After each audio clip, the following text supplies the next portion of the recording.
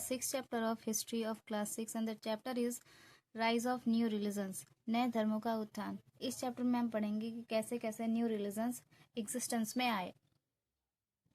You have already learned that during the later part of the Vedic age, Janpadas and Mahajanpadas emerged, and along with them came a period of religious unrest and discontent. जैसे कि हम पहले पढ़ चुके हैं कि letter Vedic period में जनपद आए, जनपद के बाद महाजनपद बने, फिर उसके बाद क्या हुआ कि रिलीजियस अनरेस्ट का टाइम पीरियड आया, मतलब धार्मिक असंतोष का समय आया। By the 6th century BCE, Vedic philosophy had lost its purity due to Varna divided society. और 6th century BCE तक जो वैदिक फिलॉसफी थी उसने क्या किया, उसका जो इम्पोर्टेंस था, उसका जो लोकप्रियता थी, वो वर्ण विभाजित समाज की वजह से वो कम होती गई। This was an age that welcomed new ideas and thoughts. और ये एक ऐसा टाइम पीरियड था जिसमें नए नए विचारधाराओं का जन्म हुआ। The rise of new religions. The rise of new religions पे हम पढ़ेंगे there were a number of causes that led to the rise of new religions. बहुत सारे कारणों की वजह से नए धर्मों का उत्थान हुआ। First is Vedic philosophy was primarily focused on expensive rituals and sacrifices performed by Brahman priest. वैदिक फिलोसफी में क्या होता है कि जो कर्म कांड होते थे, जो सैक्रिफाइसेस होते थे, ब्राह्मणों द्वारा किए जाते थे और बहुत ज़्यादा खर्चीले होते थे। The practice of indiscriminately killing livestock in the name of sacrifices was becoming detrimental to the agricultural economy, thereby affecting the life of the poor. और जो सैक्रिफाइस के नाम पर लाइव स्टॉक की किलिंग हो रही थी, मतलब जो जानवरों की बलि दी जा रही थी, उसका जो बर्डन था वो पुअर लोगों के ऊपर पड़ता था, गरीब लोगों के ऊपर पड़ता था, क्योंकि वही जो एनिमल्स होते थे वही उनकी लिविंग का, अर्निंग का एक सोर्स होते थे। अगर उनको भी सैक्रिफाइस कर दिया जाता था तो उनके लिए लिविंग के लिए क्वेश्चन मार्क हो जाता था कि अब हम अपनी लिविंग कहाँ से चलाएंगे। द वर्ण divided society was opposed by many people from the oppressed classes. जो दलित वर्ग होता था वो क्या करता था, उसको ये वर्ण विभाजित समाज बिल्कुल भी समझ में नहीं आता था या पसंद नहीं आता था। वो इसलिए क्योंकि बहुत ज्यादा भेदभाव बहुत बड़े पैमाने पर फेस करना पड़ता था। The Brahmans dominated almost every aspect of social life and enjoyed special privileges. और ब्राह्मणों का बहुत अच्छा खासा स्थान था और समाज में इनका उच्च स्थान हो चुका था।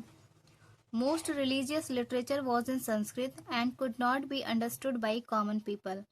संस्कृत आम लोगों की भाषा में समझ में आती नहीं थी उस समय, और उनकी भाषा भी नहीं थी संस्कृत, और ज्यादातर जो रिलीजियस लिटरेचर मिलते थे वो संस्कृत भाषा में ही मिलते थे। Thus most people could not take part in religious ceremonies. और यही एक रीजन था कि बहुत सारे लोग धार्मिक कार्यक्रमों में भाग नहीं लेते थे। क्यों? क्योंकि वहां पर संस्कृत भाषा का इस्तेमाल होता था, जो साहित्य मिलता था वो भी संस्कृत भाषा में था, और संस्कृत भाषा आम जनता की भाषा नहीं हुआ करती थी, उनको समझ में नहीं आती थी, इसलिए लोगों की रुचि नहीं थी। As societies and communities were getting urbanized, some people were opposed to idea of emphasis on material wealth and wanted to lead simple lives. क्योंकि अर्बनाइजेशन हो रहा था इसलिए नए नए शहरों का विकास हो रहा था, गांव का शहरों में रूपांतरण हो रहा था, लेकिन जो लोग गांव की सिंपल लाइफ को पसंद करते थे वो इस अर्बनाइजेशन के सपोर्ट में नहीं थे। This was the period when more than 60 schools of thought emerge. ये एक ऐसा पीरियड था जब 60 से ज्यादा स्कूल ऑफ थॉट विचारधाराओं का जन्म हुआ।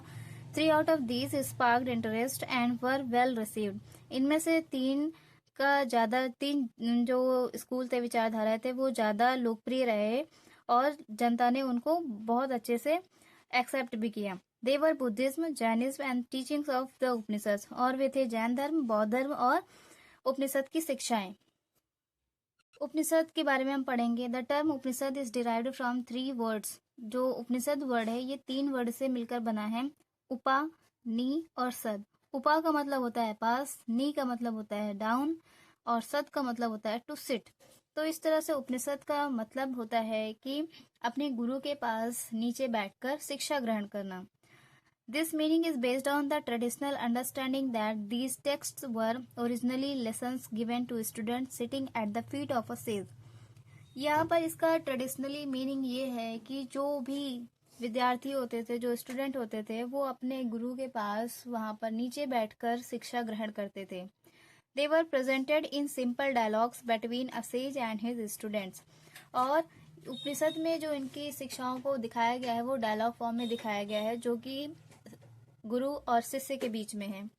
The Upanishads were composed in Sanskrit language during the later Vedic period. जो उपनिषद कंपोज किए गए वो लेटर वैदिक पीरियड में कंपोज किए गए और संस्कृत भाषा का इस्तेमाल किया गया। They contain the essence of Vedas. There are over 200 Upanishad. उपनिषद में वेदों का सार मिलता है और 200 से ज्यादा उपनिषद देखने को मिलते हैं। They deal with the relationship of an individual with the universe. इसमें व्यक्तिगत संबंध दिखाया जाता है ब्रह्मांड के साथ, कि किसी भी आत्मा का ब्रह्मांड के साथ क्या संबंध है। They contain detailed instructions concerning good conduct of the individual and explain how मोक्ष और solvation can be attend from the cycles of birth and rebirth. इसमें से ये बताया गया है कि कोई भी पर्सन किस तरह से मोक्ष प्राप्त कर सकता है, जीवन मृत्यु के चक्र से मुक्त होने के लिए किस तरह से निर्वाण प्राप्त कर सकते हैं। तो इस तरह से जैन धर्म के बारे में, उनकी शिक्षाओं के बारे में, जैन लिटरेचर है, बौद्ध धर्म है, उनके जो लिटरेचर हैं, बौद्ध धर्म के जो लिटरेचर है, उनके बारे में आगे इस वीडियो में डिस्कस करेंगे। नेक्स्ट वीडियो में इसके बारे में डिस्कस करेंगे। अगर आपको ये वीडियो पसंद आया तो प्लीज़ वीडियो को लाइक करिए, शेयर करिए और चैनल